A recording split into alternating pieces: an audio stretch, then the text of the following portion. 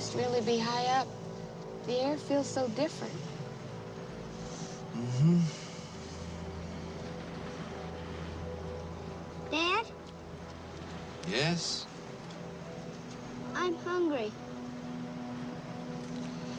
Well, you should have eaten your breakfast. We'll get you something as soon as we get to the hotel, okay? Okay, Mom. Hey, wasn't it around here that the Donner Party got snowbound? I think that was farther west in the Sierras. What was the Donner Party? They were a party of settlers in covered wagon times. They got snowbound one winter in the mountains. They had to resort to cannibalism in order to stay alive. You mean they ate each other up? They had to, in order to survive. Jack. Don't worry, Mom. I know all about cannibalism.